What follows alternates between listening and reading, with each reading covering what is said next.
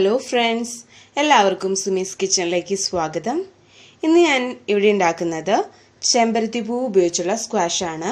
ഞാനിവിടെ ഒരു 20 ചെമ്പരത്തി പൂവാണ്, ഈ 5 ഇതിലുള്ള ചെമ്പരത്തി പൂവ് 20 എണ്ണമാണ് എടുത്തിരിക്കുന്നത്.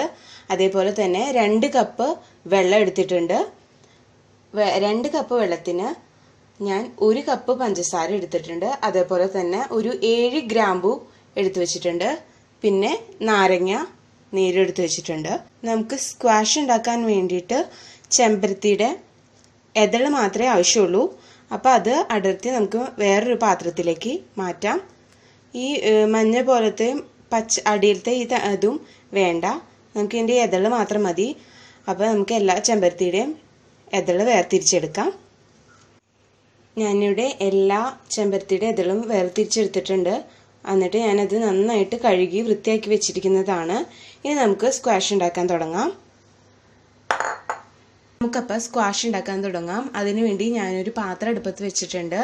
അതിലേക്ക് 2 കപ്പ് വെള്ളം, അളന്ന് വെച്ചിരിക്കുന്ന 2 കപ്പ് വെള്ളം ഇതിലേക്ക് ഒഴിച്ചു കൊടുക്കാം.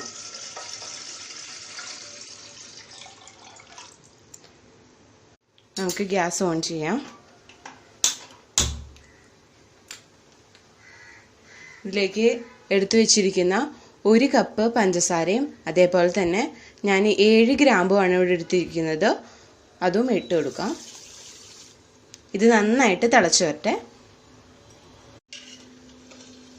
ഈ പഞ്ചസാര ഈ വെള്ളത്തിൽ അലിയുന്ന വരെ നമ്മൾ ഇതിലിട്ട് തിളപ്പിച്ചാൽ മതി. നൂൽപ്പരുവൊന്നും നമ്മൾ നോക്കണ്ട. നന്നായിട്ട് വെള്ളത്തിൽ യോജിപ്പിച്ചിട്ട് നമുക്കതിലേക്ക് ചെമ്പരത്തി ഇട്ട് കൊടുക്കണം. നിങ്ങൾക്ക് ഗ്രാമ്പൂവിൻ്റെ ടേസ്റ്റ് ഇഷ്ടമല്ലെങ്കിൽ അത് ഒഴിവാക്കാവുന്നതാണ്. അപ്പോൾ എളുപ്പത്തിൽ നമുക്ക് ഉണ്ടാക്കാൻ പറ്റാവുന്ന ഒരു ഡ്രിങ്കാണിത്. നമ്മുടെ വീട്ടുമുറ്റത്ത് വെറുതെ കൊഴിച്ച് കളയുന്ന ചെമ്പരത്തി വെച്ച് നമുക്ക് ഉണ്ടാക്കാവുന്നതേ ഉള്ളൂ. ഒരു കളറും ചേർക്കേണ്ട ആവശ്യമില്ല. അതേപോലെ തന്നെ ഹെൽത്തിയാണ്. പിന്നെ ബ്ലഡ് വയ്ക്കാനൊക്കെ ഔഷധഗുണമുള്ള ഏറ്റവും നല്ല ഒരു ഇതാണ് ചെമ്പരത്തി. അപ്പോൾ ഇത് ട്രൈ ചെയ്ത് നോക്കാം എല്ലാവരും. അപ്പോൾ ഇതൊന്ന് തിളച്ച് വരട്ടെ. അപ്പോൾ ഇതാ നമ്മുടെ വെള്ളം നന്നായിട്ട് തിളച്ച് വന്നിട്ടുണ്ട്. ഇനി നമുക്ക് ഗ്യാസ് ഓഫ് ചെയ്യാം. ഇനി ഇതിലേക്ക് നമുക്ക് ചെമ്പരത്തി ഇട്ട് കൊടുക്കാം. ചെമ്പരത്തി ഇട്ടിട്ട് നമ്മൾ തിളപ്പിക്കേണ്ട ആവശ്യമില്ല. ഇനി ഈ ചെമ്പരത്തിയുടെ കളറ് ഇതിൽ കിടന്നിട്ട് നന്നായിട്ട് ഇളകട്ടെ വെള്ളത്തിലേക്ക്. ആ കളറൊക്കെ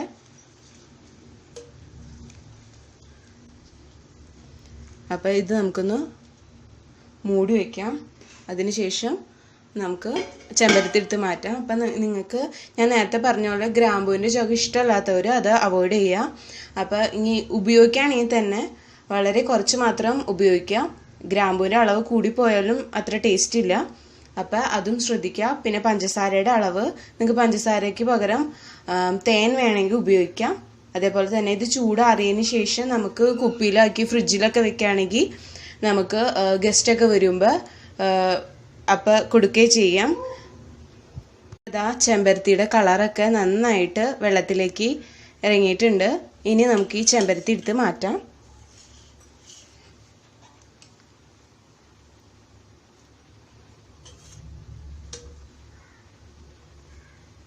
ഇത് ഇനി നന്നായിട്ട് തണുക്കട്ടെ.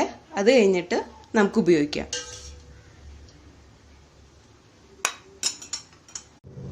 ഇപ്പം ഈ വെള്ളത്തിൻ്റെ ചൂടൊക്കെ നന്നായിട്ട് ആറിയിട്ട് നന്നായിട്ട് തണുത്തിട്ടുണ്ട്. അപ്പോൾ ഈ സ്റ്റേജിൽ നമുക്ക് ഇത് കുപ്പികളിലായിട്ട് ഫ്രിഡ്ജിൽ സൂക്ഷിക്കുകയാണെങ്കിൽ അതിഥികളൊക്കെ വരുമ്പോൾ നമുക്കിത് കൊടുക്കാം.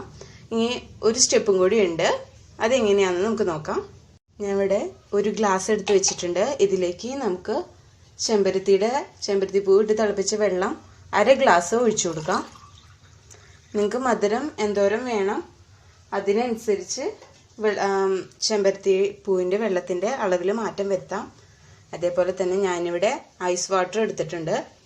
അതും പകുതി ഒഴിച്ചു കൊടുക്കാം. ഇനി ഇതിലേക്ക് നമുക്ക് ചേർക്കേണ്ടത് നാരങ്ങ നീരാണ്. അപ്പോൾ ഇതിലേക്ക് നമുക്ക് നാരങ്ങ നീര് ചേർത്ത് കൊടുക്കാം.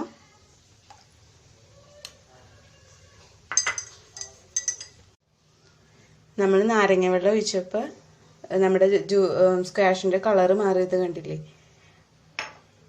അപ്പം ഈ രണ്ട് കളറും വ്യത്യാസപ്പെട്ടു. അപ്പം നാരങ്ങ നീര് ഒഴിക്കുമ്പോൾ നല്ല റെഡ് കളറായിട്ട് വരും. അപ്പോൾ ഇതിൽ ക്യാമറയിൽ നന്നായിട്ട് ക്ലിയറായി കാണുന്നുണ്ടോയെന്ന് എനിക്കറിയില്ല. അപ്പം എല്ലാവരും ഇത് ട്രൈ ചെയ്ത് നോക്കണം. എൻ്റെ വീഡിയോ ഇഷ്ടപ്പെട്ടെങ്കിൽ സബ്സ്ക്രൈബ് ചെയ്യാനും മറക്കല്ലേ. Thank you.